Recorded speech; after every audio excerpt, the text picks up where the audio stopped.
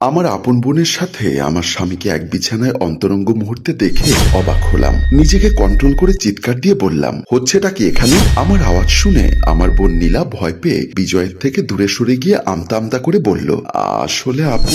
নীলা কিছু বলার আগেই বিজয় আবারও সাথীকে নিজের কাছে টেনে নিল। আমাকে দেখিয়ে দেখিয়ে আমার সামনেই নীলাকে ভীষণ আবেগের সাথে জড়িয়ে ধরে। এসব দেখে আমার আত্মা কেঁপে উঠল। নীলা বলে উঠল, দুলা ভাই ছাড়ুন আমায়। বিজয় হাসি দিয়ে বলল, তোমার বড় আপুকে এত ভয় পেতে হবে না। আর ও জানে ওর সাথে আমি এমনিতেও সংসার করব না। বিয়ের 2 বছর পরও আমাকে বাচ্চার মুখ দেখাতে পারেনি ও, তাই এখন তো এসব দেখতেই হবে। আমার চোখে একটু জল আসলো না, বরং দাঁড়িয়ে রইলাম শক্ত চোখে। নীলা কিছুটা অপ্রস্তুত হয়ে উঠে আমার দিকে চলে আসে। বিজয়ও উঠে আসে। নীলা মাথা নিচু করে দাঁড়িয়ে থাকে। বিজয় বলল, আর হ্যাঁ ফুল শোনো, তোমাকে একটা বিশেষ কথা জানানোর আছে। আজই তোমার বাবার সাথে কথা হলো আমার। আমি তোমাদের বাসায় গিয়ে, বাবা দেখুন আমি আর ফুলের সাথে সংসার করতে পারবো না। বিয়ের এত বছর পরও সে আমাকে বাচ্চা দিতে পারলো না। আমারও তো একটা ভবিষ্যৎ আছে। বাবা বলল, তাহলে তুমি কি সিদ্ধান্ত নিবে বলে ভাবছো? আমি ফুলকে ডিভোর্স দিয়ে অন্য একটা বিয়ে করতে চাই। নীলা বলল, দুলা ভাই এসব কি বলছেন আপনি? বাচ্চার জন্য আমার বোনকে ডিভোর্স দিবেন? হ্যাঁ, যে কোনো ভাবে আমার একটা বাচ্চা চাই।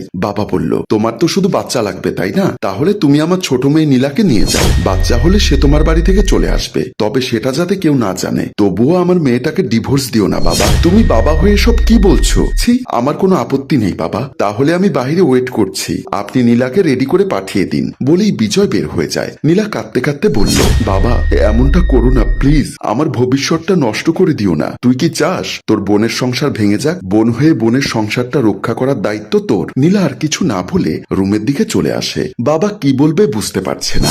এবার বুঝতে পেরেছো তো? তোমার বাবার সাথে পরামর্শ করেই তোমার বোনকে আমার বাসায় নিয়ে এলাম। উনি চান না তোমার সংসার নষ্ট হোক, এজন্য তোমার বোনকে পাঠিয়েছে। ও আমাকে সন্তান দেওয়ার জন্য এসেছে। সন্তান দেওয়ার পর আবার ফিরে যাবে, আর এভাবে তোমার আমার সংসারটাও বেঁচে যাবে। আমি এসব কথা শুনে ভীষণ রেগে গিয়ে বললাম, আব্বু এমন বলেছেন কিভাবে? আমার এক্ষুনি আব্বুর সাথে কথা বলতেই হবে। নীলা তখন বলল, আব্বু সত্যি এমনটা বলেছে আপু। দুলাভাই আব্বুকে বলেছিল তোকে তালাক দিবে। তখন আব্বু অনেক অনুরোধ করে তালাক না দিতে। তখন দুলাভাই বলেছে তার সন্তান লাগবে, এজন্যই দুলাভাইকে সন্তান দেওয়ার জন্য আব্বু আমায় এখানে পাঠিয়েছে।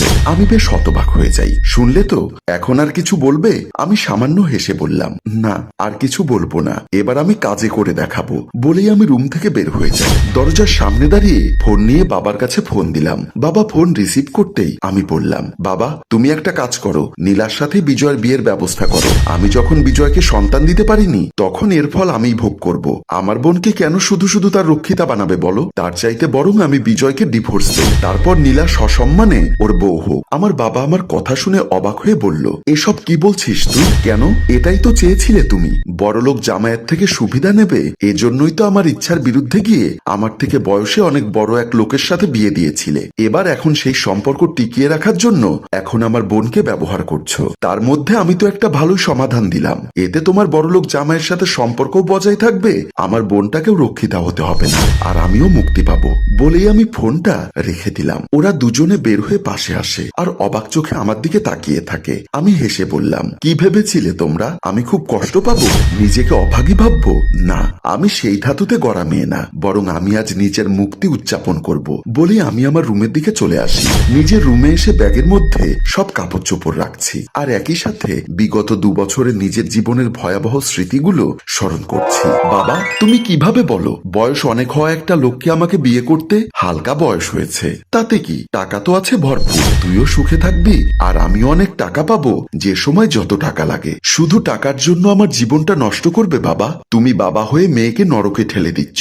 চুপ কর, টাকাই সব। আমার কথা ফাইনাল, কালকেই তোকে নিয়ে যাবে। বলে বাবা চলে যায়।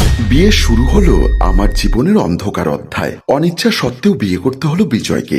বিয়ের পর যখন আমার গর্ভে বাচ্চা, তখন দেখো বিজয়, ডাক্তার বলেছে প্রেগনেন্ট অবস্থায় শারীরিক মেলামেশা না করতে, তাহলে কিন্তু আমাদের বাচ্চার উপর প্রভাব পড়বে। বিজয় নেশাগ্রস্ত অবস্থায় বলল, চুপ কর হারামজাদি, ডাক্তার কি বলেছে তার জন্য তুই আমার শারীরিক চাহিদা না মিটিয়ে বসে থাকবি? আমার দেহের ক্ষুধা কে মেটাবে? বিজয় তুমি নেশা অবস্থায় আছো, আমাদের বাচ্চার কথা ভাবো। আমি এখন কোনোভাবেই শারীরিক সম্পর্কে লিপ্ত হতে পারবো না। তখনই বিজয় আমার উপর ঝাঁপিয়ে পড়ে। শারীরিক ও মানসিক নির্যাতন চালিয়ে গেছে। যে সময়টা শারীরিক সম্পর্কে নিষেধ করা হয়, সেই সময়টাতে অপ্রাকৃতিকগ্রস্তভাবে শারীরিক সম্পর্ক করেছে, যার ফলে আমার বাচ্চাটাও নষ্ট হয়ে গেছিল।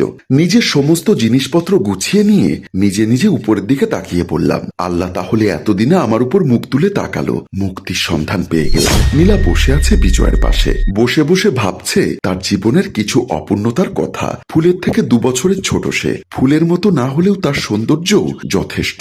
নীলা ছোটবেলা থেকেই দরিদ্র আর কষ্ট দেখে বড় হয়েছে। ছোটবেলা থেকে তার ইচ্ছা একদিন অনেক ধনী জীবনযাপন করবে, যেই জীবনে তার আর কোনো অভাব থাকবে না। এই ভাবনা নিয়ে বড় হওয়া নীলা যখন বিজয়ের সাথে তার বড় বোন ফুলের বিয়ের পর, তুই এসেছিস নীলা, কতদিন পর আসলে আপুকে দেখতে, খুব খুশি লাগছে আমার। নীলা ফুলের আগাগোড়া দেখছে। আপু, এই শাড়ি তো খুব দামি, গহনা দিয়ে ভরা তোর শরীর, দুলাভাই কত ভালো। আমার স্বামীও যদি তোর স্বামীর মতো বড়লোক হয়, পাগলি বোন আমার, আয় ভেতরে আয় বলে দুজনে রুমের দিকে চলে যায়। আমিও তো তোর থেকে কম সুন্দরী না আপু, আমারও তো তোর মতো আমার জীবনেও এমন সুখ ডিজার্ভ করি। তোকে আমি ঘৃণা করি। তাই তো বাবা যখন দুলাভাইয়ের সাথে আমাকে প্রস্তাব দেয় বিজয়ের সন্তানের মা হতে, তখন না করার ভান নিয়ে রাজি হয়ে গেলাম। এটা আমার বড় একটা সুযোগ আপু। নীলা মনে মনে বিজয়ের দিকে তাকিয়ে বলল, এবার তাহলে আমার সব স্বপ্ন পূরণ হবে। আমার জীবনে যা যা অভাব ছিল এবার তা পূরণ হবেই। এবার আমিও দামি দামি শাড়ি গহনা পরবো, ভালো ভালো খাবার খাবো, সে এসব ভাবছে। আর ওদিকে আমি বারান্দায় ব্যাগ নিয়ে এসে পুরো বাড়িটা দেখছি আর চোখ মুছতে মুছতে বললাম, ভালো থাক নীলা, তোদের জন্য দোয়া রইল। আর এখানে একটি মেয়ের সুন্দর সংসার নষ্টের মাধ্যমে আমাদের গল্প শেষ হয়। সম্মানিত ভিউয়ার্স, কি হবে ফুলের জীবনে? নীলার জীবনে কি সুখ আসবে, নাকি তাকেও ছুঁড়ে ফেলবে পরে তার বড় আপুর মতো? সবটা জানতে কমেন্ট করুন দ্বিতীয় পর্বের জন্য।